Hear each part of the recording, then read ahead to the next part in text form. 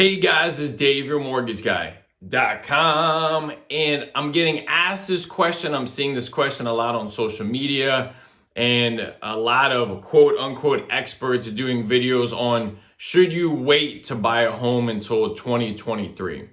Okay, and I really want to break down some factual information, my thought process, my experience in being in the mortgage business for over 20 years now, to really help you decipher what you want to do and what's best for you, okay?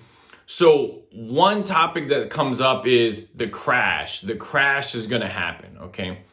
One video that I saw that was absolutely hilarious is really that negative thinker that really wants to piggyback off of that fear. And he was trying to say, not only is the crash coming, he went back and looked at the real estate crash of roughly '08 and looked at the zip codes that went down the most in value and then tried to use that as the backbone of his presentation. The truth of the matter is this: one, that's extremely old data because those zip codes have completely changed. So what may have been a really crappy neighborhood in 2008 may be completely redone in a high-end neighborhood, okay? So that goes out the window. The other thing was this: I was in the mortgage business back then. And what truly happened, and I've been asked on this topic a lot, is subprime mortgages, which were riskier loans, allowed a lot of people to buy homes that otherwise couldn't. They brought these people into the market to be homeowners. Well, as soon as those programs went away, you're completely removing an entire group of home buyers who now can no longer afford to buy a home. So you're reducing the amount of demand and buyers, okay? And so what happened there is there was not enough demand for the homes that were on the market. The prices went down. You had foreclosures because of those people who couldn't afford their mortgage payment when the payment went up because of an adjustable rate mortgage, or the taxes went up and they weren't in the payment. So just riskier loans, that's completely different. What we're dealing with right now is the supply and demand problem, okay? There are more buyers than there are homes, and this is pretty much true for across the country, okay? Yes, for sure, interest rates are going up. I've done videos on this. I will continue to do videos as new expectations come out and the Fed makes announcements, things like that, okay? So rates are going up.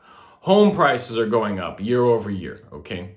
Now, will there be a leveling off of home prices at some point in the future?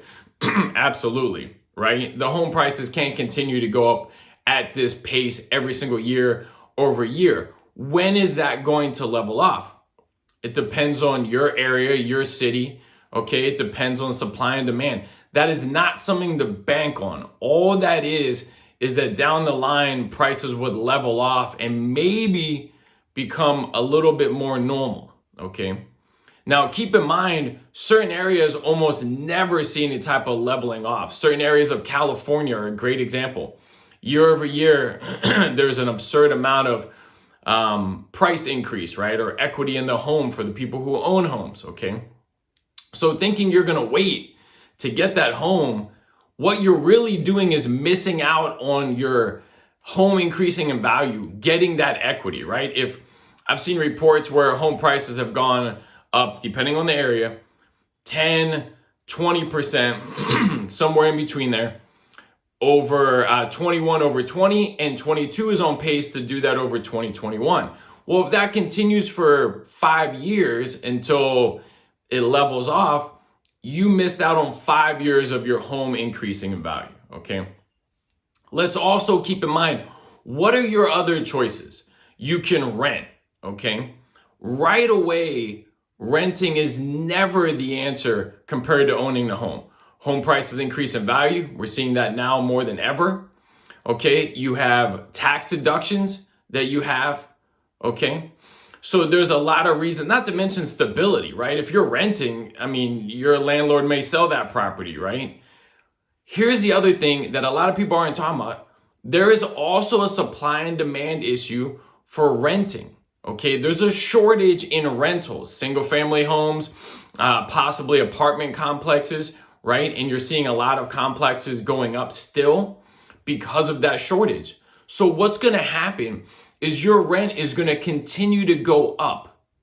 That's a fact, okay? I just saw a number that said roughly in February of 2022 compared to February of 2021, rent has gone up 15%. So while you're concerned that now the home prices are going up and interest rates are going up, the truth of the matter is your rent's gonna go up, and it's continually gonna go up, right? One, because there's a demand issue, which means they can charge more and more because there's less options out there. For single family homes that are owned, in theory, real estate taxes are gonna go up as the home prices go up, okay? So your landlord is going to continue to increase rent. So you're really at a situation where you need to decide how soon you're able and capable of buying a home and make that your goal, okay? The truth of the matter is the American dream is owning a home. I heard someone say that, and it's true. It's not for everybody. If you're going into this market saying, I'm gonna wait and prices go down, right? I want the least amount of money I need for closing. I want down payment assistance, right? If you're going in with that mindset, you're going to be sitting on the sidelines for a long period of time. And here's the other thing. I'm seeing a lot of buyers who got out of the market come back into the market later, okay? So that demand is going to continue to increase. Regular home buyers who are going to, go out and home shop, and home buyers who got out of the market and are going back into the market, okay? So the truth of the matter is, it is always best to own a home. That's a fact, right? Home prices are going to continue to increase for the foreseeable future. Nobody has any true guess on when you could see that level off. So don't fall for that if, hey, 2024, it's going to level off. 2025, it's going to level off. Don't fall for that, all right? There are people in 2020 who said, whoa, 2020, the home prices are just going up. I feel bad for them in 2021 when the home prices come back down. The home prices didn't come back down, right? They just continue to go up. So somebody who bought in 2020 looks extremely intelligent and smart versus people who maybe bought a year, 2 years, 3 years later. You can be that same person. You can be someone who bought in 2022 and know that you won when you see how much your home was worth in 2024, right? Or 2025, okay? So don't let this market scare you. Know what you're up against. Prepare yourself to be in the best position possible, right? And that's working with a rock star realtor and a rock star lender to put you in that position, right? At the end of the day, it's whatever it takes you to get you in that home, all right? That's a long video to really break down why you should not wait to buy a home in 2023 or 2024 or 2025, right?